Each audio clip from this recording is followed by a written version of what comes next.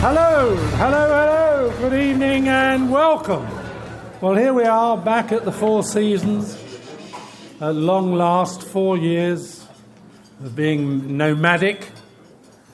I could go on forever about some of the venues we've been into, but you've all been there and you know the stories. But I would like to thank the sponsors for supporting us through our period of being on the move. Thank you very much, sponsors. And I'd also thank you.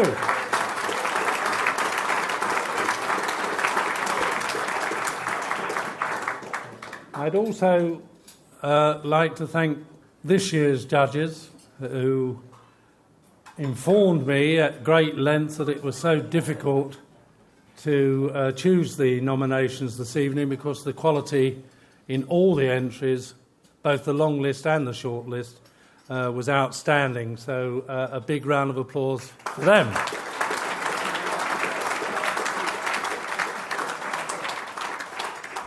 And of course I'd like to thank all the journalists that entered this year. Without them we'd look pretty silly. And I just don't have the charisma to keep you happy. However, we've got a stellar cast tonight.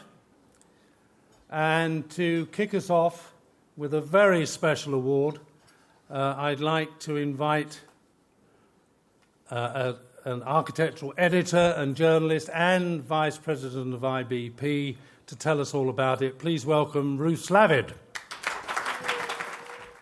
Hello. Well, obviously we're here tonight to celebrate the best in journalism within the building sector.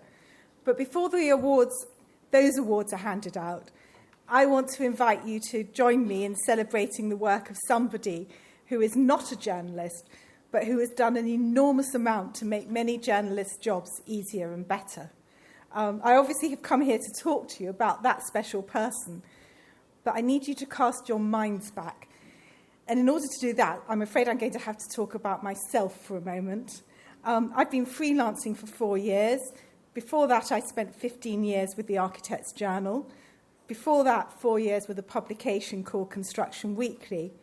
And before that, and so I'm talking about long, long ago, I worked for Construction News.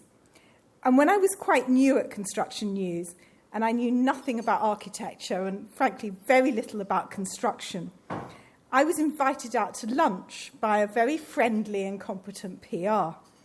And over lunch, she explained to me about the work of the practice that employed her, which was not just an architect's practice, but even more complex, it was a multidisciplinary practice. And I understood what she was talking about. And after that lunch, she became a part of my professional life, and I'm sure also of most of yours. And she was a person who, whatever's going on behind the scenes, has always seemed calm and unflappable and capable. And she's now heading towards retirement. And in a moment, but not yet, I'm going to be asking, as I'm sure you've all realised, I'm going to be asking Sherry Besford of BDP to come up here to receive an utterly deserved Lifetime Achievement Award. But before she does that, I'd like to share with you what a few other people have said. First of all, Paul Finch, who's sitting next to her. And he said to me, the cool and sophisticated voice of Sherry has been the cool and sophisticated voice of BDP for as long as anyone can remember, supporting an ethos as well as a practice and demonstrating the benefits of long-term, deep-rooted engagement with the world of architecture, property and construction. And then I spoke to Sutherland Lyle, who's a very respected freelance architectural journalist and once was the editor of BD.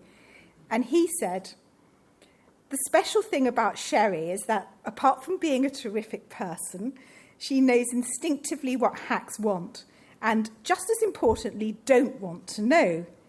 I've known Sherry for all of her time at BDP, and she's been an absolute rock. She doesn't take bullshit, but doesn't give it out either. The best thing about her is that quickly suppressed smile when we start taking ourselves and our antics too seriously. So I was pretty pleased with what I got with those two, but then I hit gold because I talked to Sutherland's wife, Rosie, and she said, I worked for Greville Griffiths at BDP before Sherry, so I interviewed her for the job with Greville. Greville was rather taken by a matronly lady, but I persuaded him that Sherry was the right person. I could tell by her twinkly eyes and sense of humour that she'd get Greville and fit in well at BDP. So she certainly did fit in, and for longer, I'm sure, than she could have imagined. Ladies and gentlemen, I give you Sherry Besford.